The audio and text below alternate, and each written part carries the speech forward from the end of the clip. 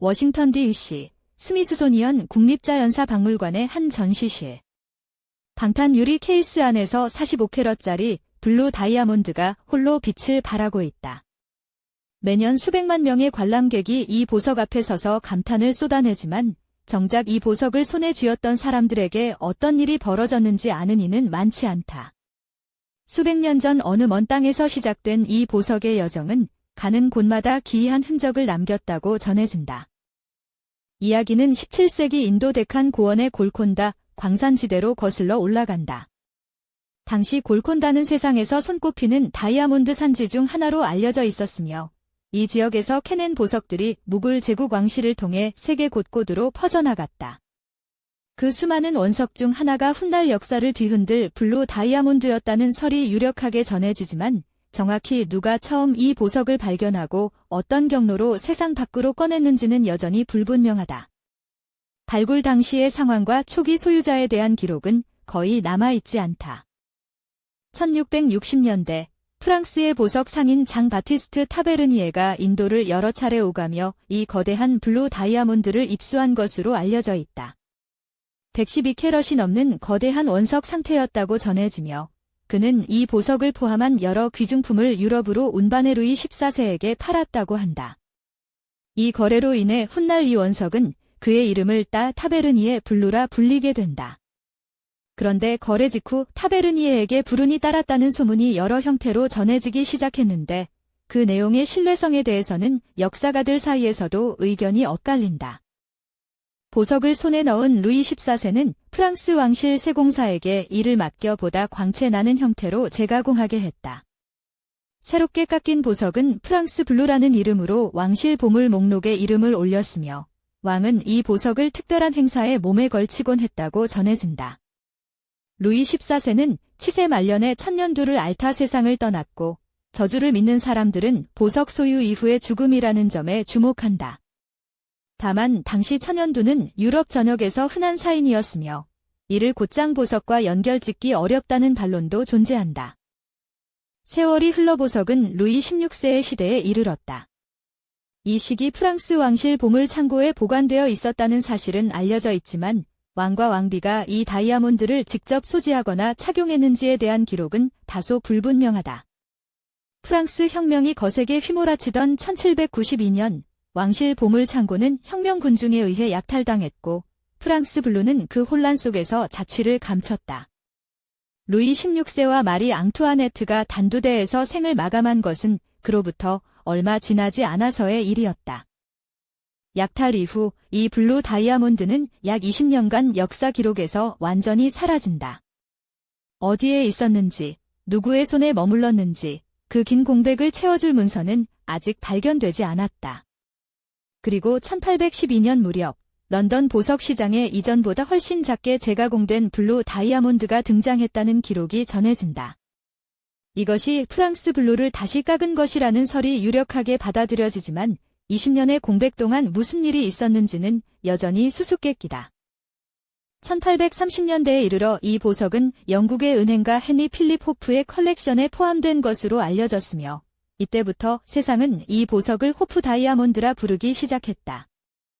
헨리 필립 호프 본인은 이렇다 할 비극 없이 생을 마감했다고 전해진다. 그러나 이후 호프 가문 안에서 유산을 둘러싼 법적 분쟁과 재정적 어려움이 이어졌고 결국 보석은 가문을 떠나 경매로 팔려나갔다. 저주를 믿는 입장에서는 이 점이 즉각적인 죽음이 아니라 서서히 무너지는 불운의 형태라고 해석하기도 한다. 호프 가문 이후에도 보석은 여러 사람의 손을 거쳤고 그 과정에서 크고 작은 불운이 따랐다는 이야기들이 전해진다. 터키 술탄 압둘 하미드 2세가 이 보석을 소유했다는 기록이 있으며 그는 재위중에 따른 정치적 위기 끝에 결국 폐위된 것으로 알려져 있다. 하지만 어디까지가 역사적 사실이고 어디서부터가 이야기꾼들의 살붙이기인지는 여전히 불분명하다. 19세기와 20세기를 오가며 주인이 바뀔 때마다 누군가는 반드시 그 불운의 목격담을 기록으로 남겼다. 이 보석의 저주 이야기에서 가장 자주 등장하는 이름 중 하나는 미국의 사교계 인사 이발린 월시 맥린이다. 1911년 그녀는 파리의 보석상을 통해 호프 다이아몬드를 구입했다고 알려져 있으며 당시 미국 언론은 이 거래를 대대적으로 보도했다. 맥리는 이 보석을 매우 아꼈고 저주 같은 것은 믿지 않는다고 공언했다고 전해진다. 그러나 그로부터 이어진 그녀의 삶은 그 자신감이 얼마나 무겁게 시험받게 되는지를 보여주었다. 맥린이 보석을 손에 넣은 후 그녀의 가정에는 연이어 비극이 찾아왔다고 알려져 있다. 어린 아들이 교통사고로 세상을 떠났고 딸은 수면제 과다 복용으로 사망했으며 남편은 정신적 어려움으로 결국 요양원에 입원한 것으로 전해진다. 맥린 자신도 재정적으로 점점 어려워졌으며 세상을 떠날 무렵에는 많은 것을 잃은 상태였다고 한다. 이 사실들을 하나하나 읽어 내려가다 보면 이것이 과연 순전한 우연의 연속인지 자꾸 되묻게 된다. 맥린이 세상을 떠난 후 1949년에 이 다이아몬드는 세계적인 보석 상인 해리 윈스턴에게 넘어갔다. 윈스턴은 이 보석을 자선 전시회에 선보이며 여러 도시를 순회했고 보석을 보기 위해 수많은 사람들이 몰려들었다. 그는 보석을 소유하는 동안 이렇다 할 불운을 겪지 않았으며 오히려 사업적으로 성공을 이어갔다고 알려져 있다. 저주론자들은 이 예외적인 사례에 대해 윈스턴은 개인이 아닌 사업체로 보석을 보관했기 때문이라고 설명하지만 이 또한 검증할 방법은 없다. 1958년 해리 윈스턴은 호프 다이아몬드를 스미스소니언 국립자연사 박물관에 기증하기로 결정했다. 그런데 전달 방식이 놀라울 만큼 소박했다고 전해진다. 그는 이 45캐럿짜리 희귀 보석을 보험을 붙인 일반 등기 소포 형태로 우편으로 발송했다고 한다. 이 이야기가 알려지자 미국 전역에서 화제가 되었고 그 소포를 배달한 우체부에게도 불운이 찾아왔다는 소문이 퍼졌다. 다만 이 소문이 진위는 확인되지 않는다. 지금까지 이 보석의 소유자들 중에는 분명 불운을 겪은 사람들이 있다. 하지만 더 들여다보면 전부가 비극으로 끝난 것은 아니라는 사실 역시 보인다. 일부 소유자들은 아무 탈 없이 보석을 되팔았고 어떤 이들에게 닥친 비극들은 보석과 무관하게 이미 예견된 위기에 가까웠다.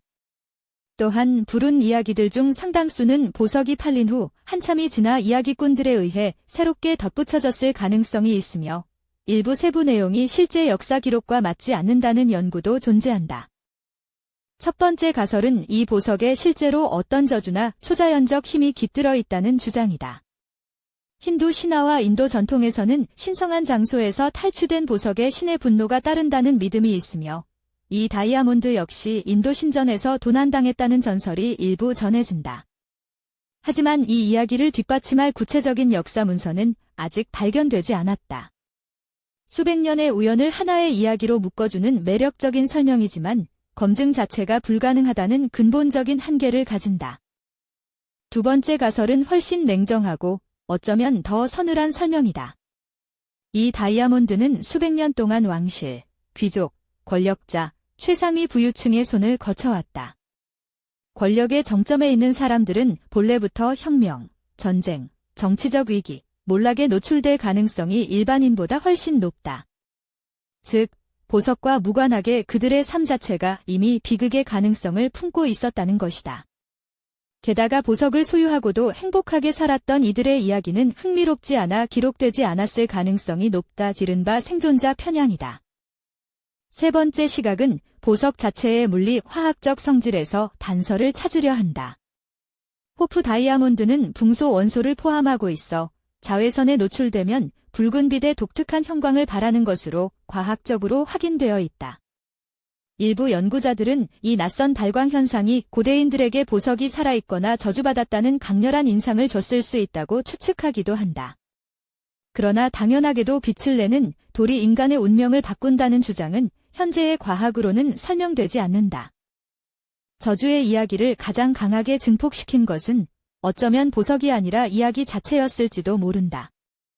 이발린 맥린 시대를 전후해 미국 신문들은 호프 다이아몬드의 저주 이야기를 경쟁적으로 보도했고 그 과정에서 일부 내용이 과장되거나 새롭게 창작되었을 가능성이 후대 연구자들에 의해 지적된다. 저주 이야기 자체가 보석의 신비로운 가치와 명성을 높이는 데 이용되었을 가능성도 배제하기 어렵다.